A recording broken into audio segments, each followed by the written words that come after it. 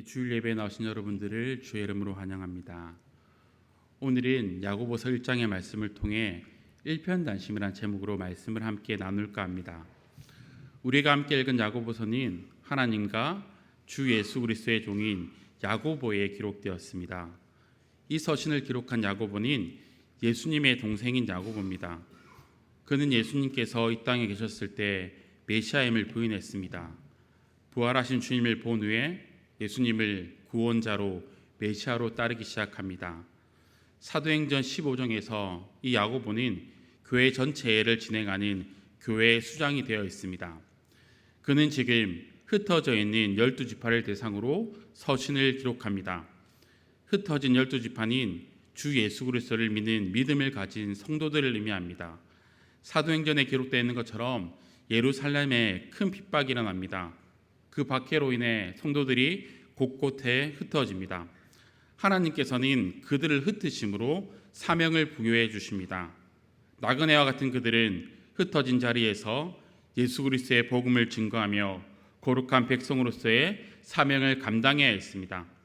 마지막 날이 되면 하나님께서 모든 사람들을 모으실 겁니다. 그날까지 우리를 흩으신 이유가 있습니다. 하나님께서 주의 백성을 온 세상에 뿌리십니다. 다르게 표현하면 곳곳에 심으신 겁니다.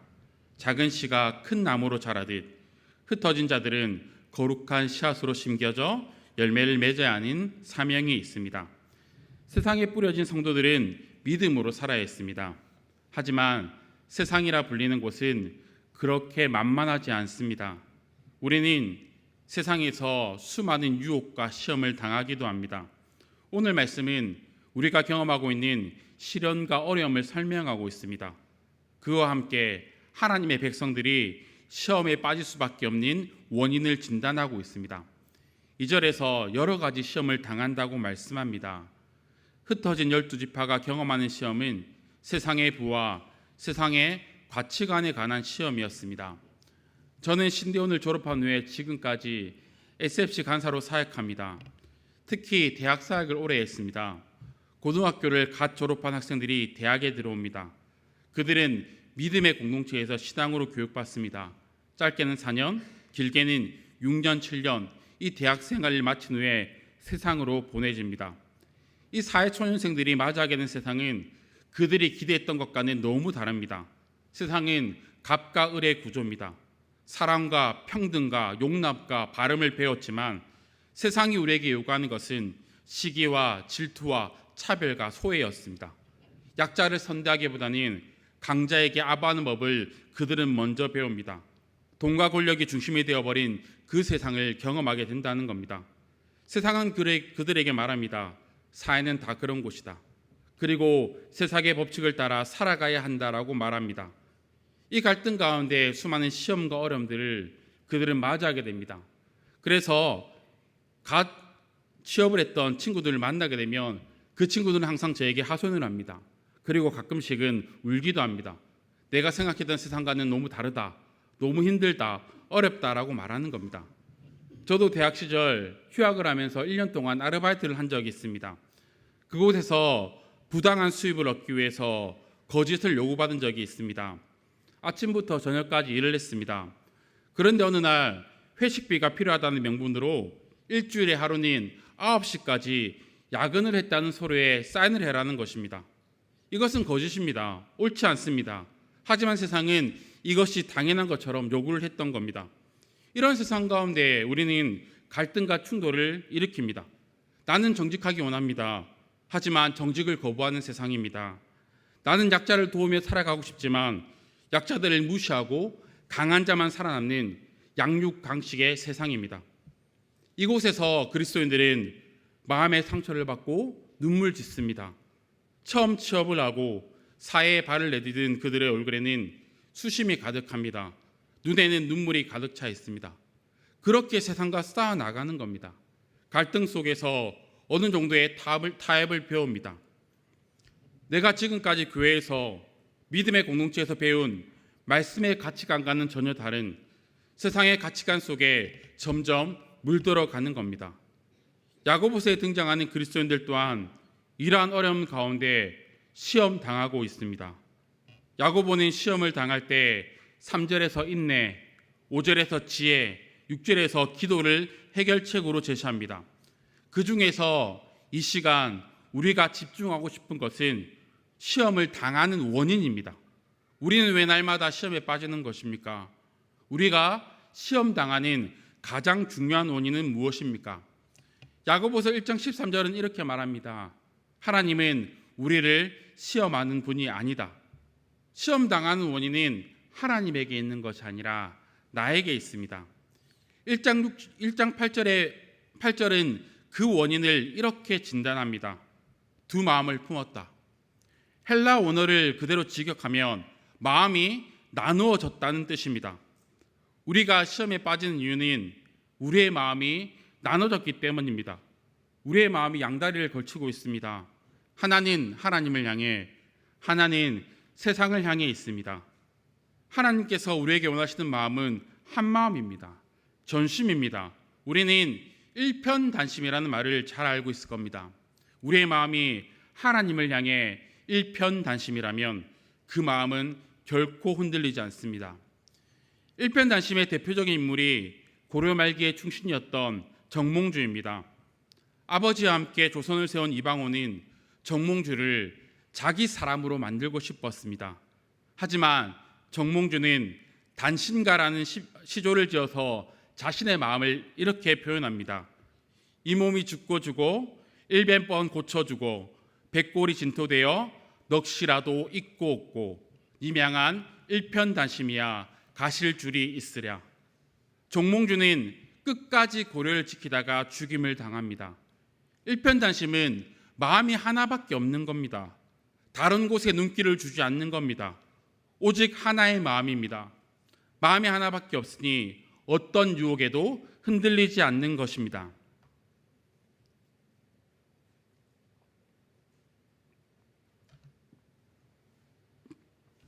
야고보는 하나님이 바로 그런 분이라고 말하고 있습니다.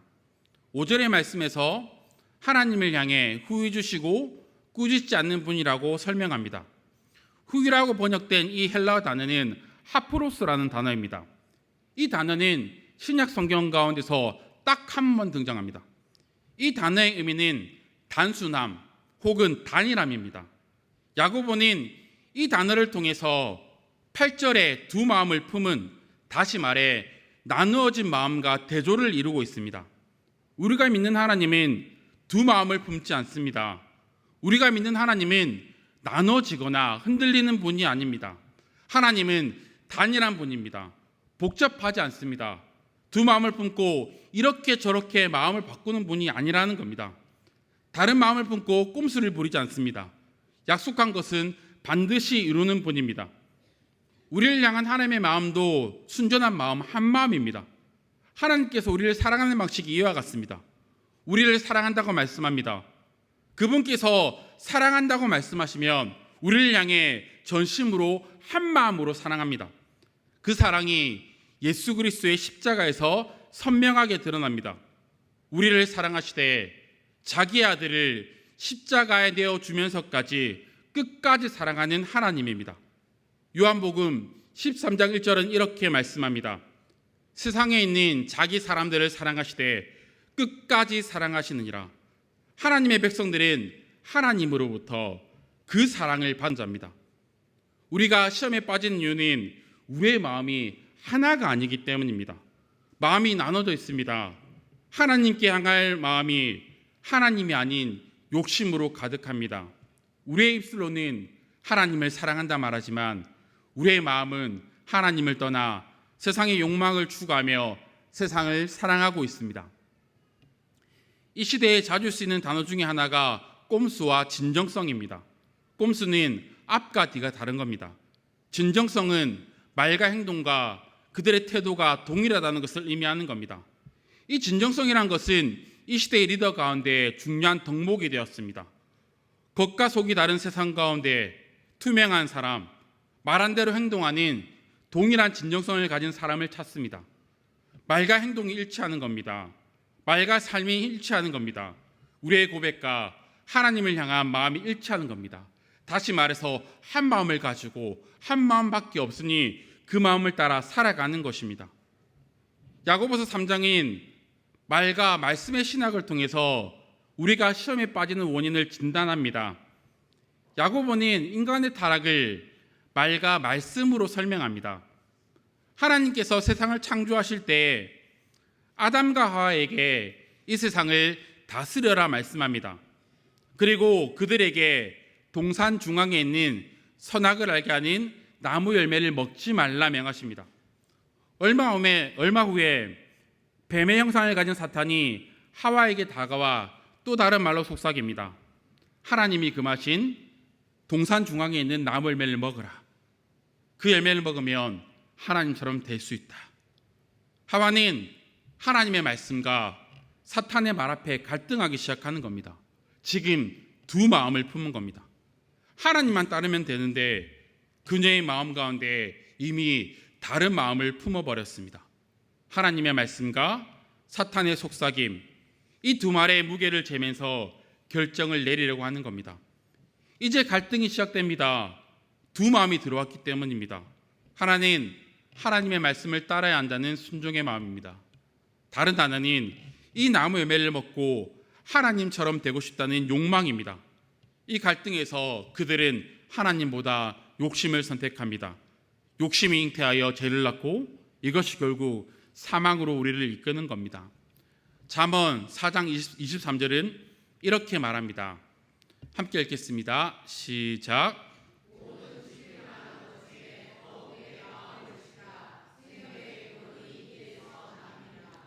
결국 마음의 문제입니다. 하나님께 일편단심이야 하는 우리의 마음이 다른 마음을 품었습니다. 다른 마음은 곧 우리의 생명까지 흔들어대는 위험한 것입니다. 이것은 야고보서의 교훈일 뿐 아니라 구약 전체의 교훈입니다. 이스라엘은 평생 하나님을 섬겼습니다. 매일 성전에서 제사를 드렸습니다. 한 번도 하나님을 섬기지 않은 적이 없습니다. 그런데 그들에게 치명적인 문제가 있습니다. 그것은 하나님과 더불어 우상을 섬겼다는 겁니다. 다시 말해 그들은 두 마음을 품고 살았던 겁니다. 하나님의 은혜로 가나안에 도착했습니다. 광야를 지나 하나님께서 이스라엘 민족에게 율법을 주십니다. 신명기 6장의 말씀처럼 너는 마음을 다하여 힘을 다하여 뜻을 다하여 여호와 하나님만을 사랑하라 말씀하십니다. 하나님을 사랑하는 방법은 율법을 따라 행하는 것입니다. 율법의 핵심은 바로 이것입니다. 10계명의 1계명인 너는 나 외에 다른 신을 섬기지 말라는 겁니다. 오직 하나님만을 섬기며 하나님만을 사랑하는 것이 이스라엘이 존재하는 제일 목적이었습니다. 하지만 그들이 들어간 가나안에는 수많은 유혹이 있는 겁니다. 가나안에 도착한 그들은 처음으로 농사를 지어야 했습니다. 마치 사해의 초년생처럼 아무것도 모르는 두려움 가운데 농사를 짓습니다. 그때 가나안 사람들이 그들에게 다가와 농사 짓는 법을 가르쳐 줍니다. 그리고 이렇게 속삭입니다. 농사를 짓기 위해서는 비가 가장 중요해. 비를 내리는 신이 바로 바알과 아세라야. 너희가 하나님도 섬기지만 함께 바알과 아세라도 섬겨야 해. 그래야지 농사도 잘 짓고 가나안에서 잘 살 수 있단 말이야. 처음에는 그들의 유혹을 뿌리쳤습니다. 하지만 점차 그들의 속임수에 넘어가 여호와 하나님과 함께 가나안의 신인 바알과 아세라를 음란하게 섬깁니다.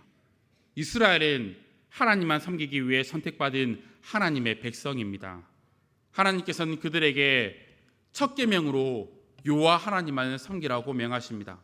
하지만 자신의 욕망과 욕심, 세속의 가치를 포기할 수 없습니다. 하나님께서 우리에게 요구하시는 것은 한 마음입니다. 하나님께만 향해야 되는 겁니다. 이것이 우리가 시험 가운데 이길 수 있는 방법인 겁니다. 율법에서 이렇게 말합니다. 서기관이 예수님께 물어봅니다. 예수님, 율법 가운데 가장 큰 계명이 무엇입니까? 그때 예수님께서 이렇게 말씀하십니다. 내 마음을 다하고 목숨을 다하고 뜻을 다하여 주 너의 하나님을 사랑하라.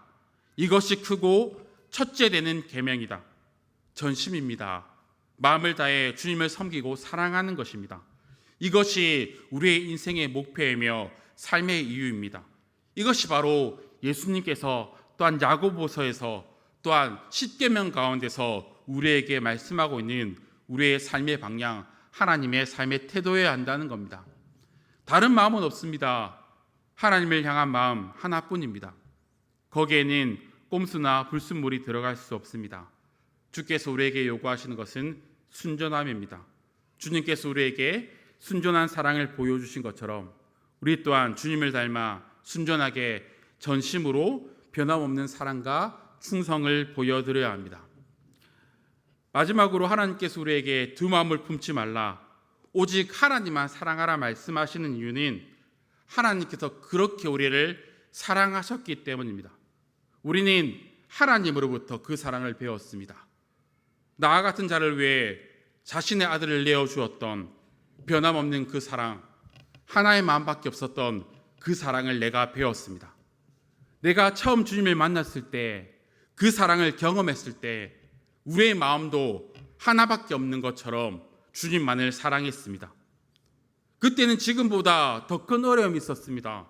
더 큰 시험이 있었습니다. 내가 예수를 믿기 때문에 가족들로부터 핍박을 당했습니다. 불신 가정에서는 명절이 되는 것이 행복하지 않았습니다. 추석이 되면, 설이 되면 제사의 문제가 걸려 있었기 때문입니다. 친구로부터 또한 세상으로부터 예수를 믿기 때문에 소외당하기도 했습니다. 물질적인 손해를 보기도 했습니다. 하지만 이것이 문제가 되지 않았습니다. 나에게는 전혀 시험거리가 아니었습니다. 내 마음은 하나밖에 없었기 때문입니다. 갈등이 없습니다. 앞뒤를 재지 않습니다. 하나님께서 나를 그렇게 사랑하셨고 나도 한 마음으로 전심으로 하나님을 사랑했기 때문입니다. 하지만 언제부턴가 우리의 마음이 낡아버렸습니다. 하나님을 향한 사랑이 없습니다. 작은 유혹과 시험 앞에서도 금방 넘어지고 타협해버리는 겁니다. 다시 우리가 이 처음 사랑을 회복해야 될 것입니다. 하나님이 우리를 사랑하신 그 사랑, 마치 하나밖에 없는 것처럼 우리를 전심을 다해서 마음을 다해서 나를 그렇게 끝까지 사랑하셨던 그 사랑을 우리가 회복해야 한다는 겁니다. 내 안에 그 사랑이 없음을 기억합시다. 우리는 하나님으로부터 일편단심의 사랑을 배웠습니다. 마치 나만을 위해서 예수님이 십자가에 돌아가신 것처럼, 나를 위해서 그 아들을 이 땅에 내어주신 것처럼 우리는 그 사랑, 그 놀라운 사랑을 배웠다는 겁니다. 이제 우리가 다시금 하나님께 나에게 그 마음을 부어주시길, 그 사랑을 부어주시길, 그 가르침을 부어주시기를 기도해야 할 때인 겁니다. 이제 말씀을 마무리합니다. 오늘은 추석 명절이기 때문에 제가 원래 짧은데 더 짧게 준비했습니다. 더 짧게 준비했습니다. 이제 말씀을 마무리하겠습니다. 야고보서는 우리가 시험에 빠지는 원인을 진단합니다. 그 원인은 두 마음을 품은 것입니다. 나누어진 마음입니다. 한 마음은 하나님을 사랑하고 다른 한 마음은 세상을 사랑합니다. 우리가 섬기는 하나님은 한 마음밖에 없는 분입니다. 우리를 사랑한다 말씀하시면 끝까지 생명을 걸고 사랑에 자신의 모든 것을 바친 분입니다. 우리가 그 하나님을 닮아 한 마음으로 살았으면 좋겠습니다. 이것이 바로 진정성 있는 삶입니다. 말한 대로 사는 겁니다. 두 마음을 품지 않고 꼼수를 부리지 않는 겁니다. 하나님만 사랑한다 말했다면 정말로 하나님만 사랑하는 겁니다. 우리의 삶 가운데 많은 유혹과 시험이 찾아올 겁니다. 세상의 가치관 가운데 또한 내 안에 도사리고 있는 욕심들이 하나님이 아닌 다른 마음을 품게 할 것입니다. 이 두 마음을 이기는 방법은 마음을 하나로 만드는 겁니다. 내 마음이 하나밖에 없는 것처럼 하나님만 선택하고 하나님의 말씀을 따라 살아가는 겁니다. 믿음으로 살아갑시다. 우리 안에 있는 두 마음을 버리고 한 마음으로 전심으로 하나님만 사랑하고 섬기는 여기 모인 모든 성도 여러분 되시기를 주님의 이름으로 축원합니다. 함께 기도하겠습니다.